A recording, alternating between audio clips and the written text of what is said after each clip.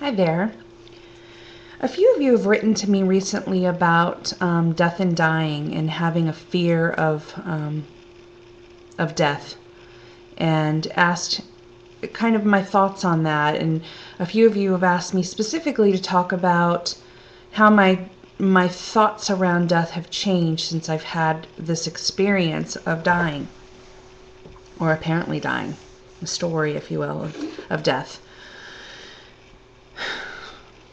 You know, what has happened for me in this experience is a realization that there is absolutely no such thing as death.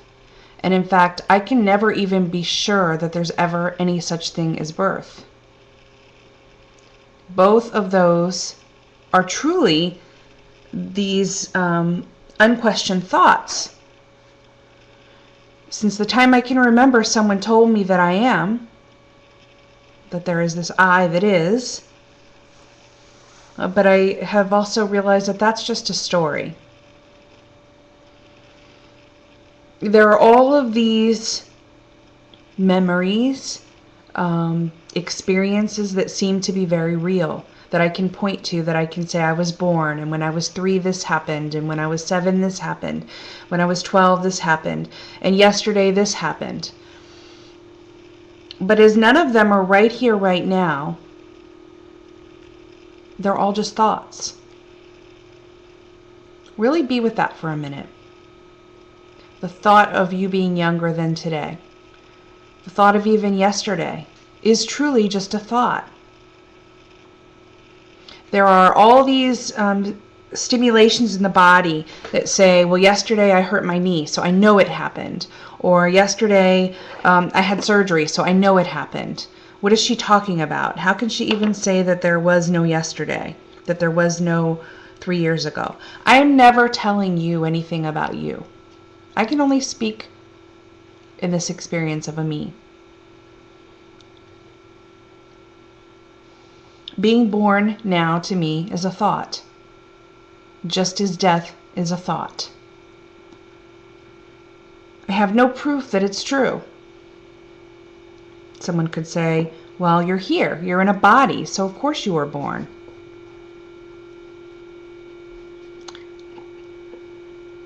These are all labels. They're all labels that we've designated to these things. Birth, death, I'm a woman, you may be a man, you may be a child, you may be an adult. They're all labels to things that we've given in this story, in this dream world. Death is another label for something. We've each had an experience with this thing called death. Maybe we've had a family member who's died, apparently, or we've watched an animal die, or we've been the one to run over the squirrel, or whatever. Is it happening right now? In this moment, as you're watching this video and you're listening to these words, is it happening now? No. It's a thought of something that apparently happened. A thought is never true. It's never the truth. The body will give you all these sensations of the memory of it. I hit a squirrel. Oh, it made me so sad. I cried. I remember I felt sick to my stomach all day. But even those are thoughts. Thoughts of something that apparently happened in this thing called a past. In this thing called a future where I may die, there's all kinds of thoughts about that too. I recently did some huge inquiry on my thought around, this is funny, I'll share this openly, as I do with everything. I am this person who works with people on death. I work with people on grief. I work with people on transition. I work with people on loved ones who are on the other side. That is my apparent work in the story of Kelly.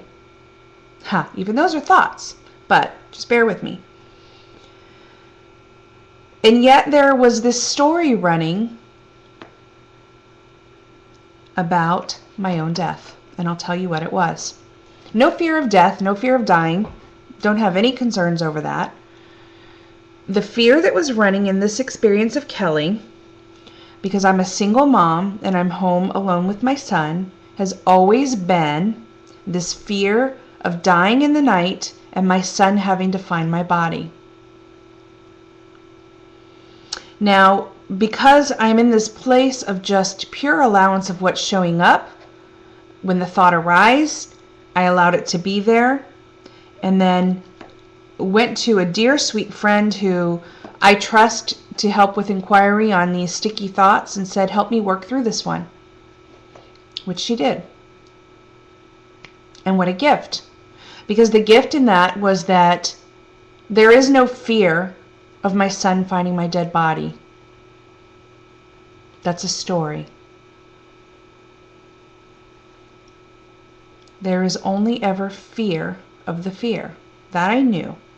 So I was aware that it was a story. I was aware that it needed to be looked at. I was aware that it kept circling around in this experience, and so it was calling, it was inviting me to meet it with understanding. The truth behind all of the fear is in believing of the thoughts. First, that there's a thought that there is a me or a him, this believing in of self and a separation. Secondly, this believing in anything going the way that it shouldn't, that somehow he would be scarred and that he would never recover from the finding of a dead body. Ugh, just saying it before used to make me ill. It made me literally ill. And it brought so much emotion into the body. Here's my young son waking up, and I've either had a heart attack or something's happened in the night. And he wakes up alone, and I'm not up, which is unusual for him to get up and have me not up. And he goes in to wake me up, and I'm dead. I used to not be able to say that whole scenario out loud because to say it would make it real. These are the stories. This is what stories do to us. They are innately tied to belief systems. There's some belief system running that this shouldn't be happening. And that's just not the case. Life is doing this life thing perfectly. Everything that's happening is happening the way that it should. There is no control over this. There's no one driving this bus. There's nobody being able to determine how this is supposed to be. That's just a story that I have some control over when I die. And then I'll make sure that it happens after my son's grown and out of the house so that he doesn't ever have to deal with that. What a bag of stuff. What a bag of nonsense. The reality is, this is all a dream world. Stories are running rampant until they're met with understanding. And this death one is a big one for so many people. This thought of death. So think about with me now, if you will, something that happened in your day yesterday, or even an hour ago. Something that you can feel and taste. Maybe you ate something. Think of about a meal that you had, or a visit with a friend that you had. Notice how that feels in the body, okay? You can almost feel it. If you ate food, you can almost taste it. Maybe you had a beautiful glass of lemonade and you could almost taste the, and even me saying lemonade, notice what the body does. The body notices that kind of tartness of the lemon. You're not experiencing lemonade right now. You're responding to a story of something that apparently happened in the past. And that stays with us, apparently, until we inquire on it.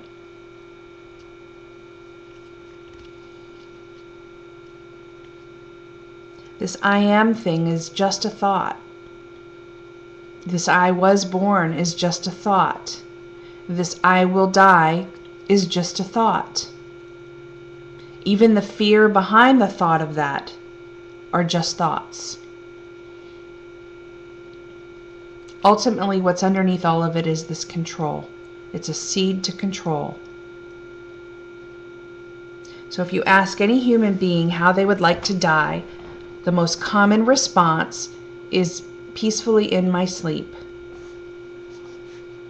I just want to go to sleep and not wake up. And even that's a story. It's a story that it's somehow better than the person who dies in a car accident or a boating accident or by committing suicide. Each of these is unique as each is a story. Fundamentally, they all link back to the same thing, and that is a belief that there is some end to this. There is a belief that there is some me that's going to go away.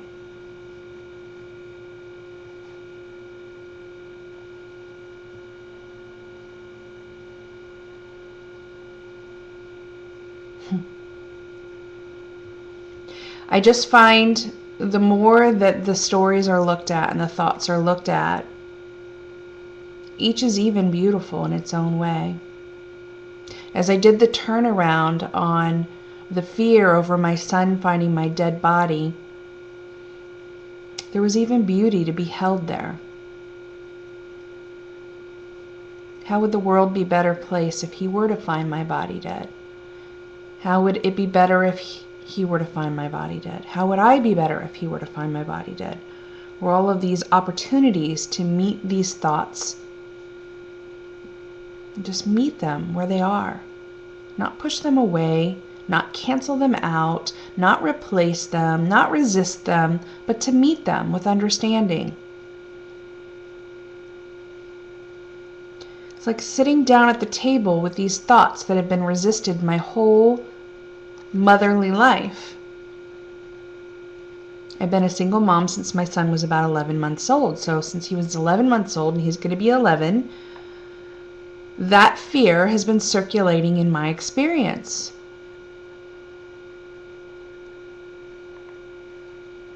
And it was met with understanding.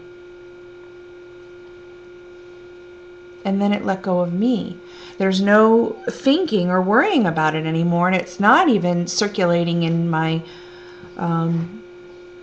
my awareness anymore unless I'm sharing about it, because it's such a beautiful gift now. Those really deep, dark ones that we don't want to look at, that we want to put in a closet, like a skeleton to be hidden, those are the ones we need to meet with understanding. If you are fearing this thing called death, sit with it for a minute. What is it that you fear? It's not death, it's the thought of death. It's the thought that you can't control how it's going to be and when it's going to happen. Well, maybe it's not even real. Maybe it's not even real. Maybe this birth and life thing are just thoughts. This whole dream world is just a lot of thoughts. And these eyes looking out, seeing all of it, are just loving it. It's the me that's putting all the conditions on it. That it should be a different way. That death should look like this. That death should come like that. That death should be experienced in this way. That death shouldn't happen to young people. That death takes the best and leaves the worst. And all these stories we run in this dream world about death. I've had a few people write to me and say, well, how would you feel if it were your child? Or how would you feel if it was your blah, blah, blah, blah? Well, I can honestly answer that now, having 2 family members so close together leave in this year. The human part still grieves. I've shared that openly. There is no way to avoid that. I'm not sitting here telling you that that could be avoided. At least in my experience, I'm just not there. Maybe I never will be, and that's okay.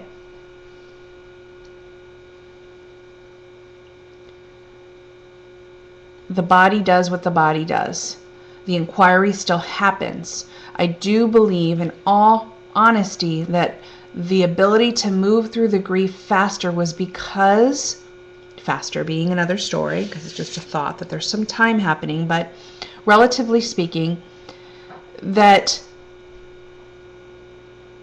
I don't feel I got hung up in it. I don't feel like I was tied to the grief, if you will.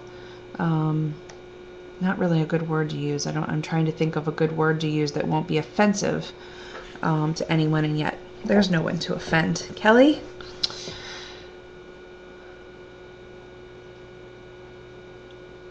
It just felt lighter. It's the only way I can explain it. You never know how you're going to react when someone you love dies. You can work with people who are dying that you're not directly linked to in a familial way, and then you lose someone in your family and it's so different. I can relate to that now. I just know that I have no fear of death, that what the grief was about was this human desire, which is control, to be able to pick up the phone and call my grandmother still, to be able to pick up the phone and call my mother still, to have the idea that I could go visit them still. And those are all control. That I'm controlling my ability to have these relationships. And it's not my control. Life is doing this thing. And I am life. Anytime I try to drive the bus, it hurts. That I know. But what I really found is that when the question mind isn't seeking anymore, it's completely free to travel. It's enjoying all of this without limitation. It's just pure experience. I've become less of a planner, apparently. There's more spontaneity happening, apparently. I'm not as rigorous about my house having to be in type A fashion. I'm not tirelessly overthinking and over calculating and over storying everything that comes into the experience. It's just a knowing that I have no control, because there is no I here doing it. These eyes are seeing all of this, and there's just an ease of what is happening. No more resistance to what is here.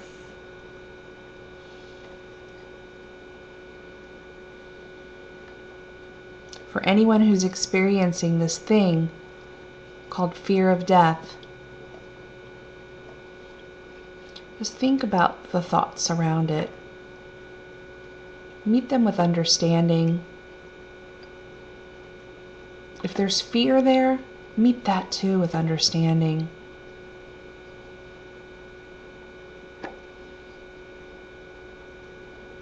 You go to anyone and tell them that you have this fear, and they'll all give you their stories about it. What I've found in this experience of Kelly is that it's not about learning anything. It's about shedding. It's about ridding. And there's no one even doing that. It's an openness to allow that to happen. So I hope that helps. This is the beginning of a beautiful, hopefully, Memorial weekend. No expectations, but what's showing up right now is a blue sky. So I am pretty happy about that. So I am kicking off my Memorial weekend with a video to you guys. And I send you all a tremendous amount of love. Continuing to do the Friday shows, and yeah, we'll continue to post those as applicable. So if you guys want to come join, it's on the front of the YouTube page how to get there. It's that ICIM Gather radio blog talk. It's from 1 to 2 Pacific Standard Time, 10 to 11. Nope, got that wrong. 1 to 2 Eastern Standard Time, 10 to 11 Pacific Standard Time every Friday. And I do share the recordings after, so if you can't actually come in and you want to listen to the recordings, those are also shared. So I send you all big hugs, lots of love, and celebrate this thing called life. It is a celebration. All of it is you, celebrating you as you, and the story of you, about you, for you. Anything else is a thought, and every thought is a story, a lie. It's not real. Might as well just get a big fat eraser out and erase it as it comes. And that's not even an opportunity to meet it with understanding. It's just really acceptance and allowance of what's here. And then it lets go of you. Until next time, in love.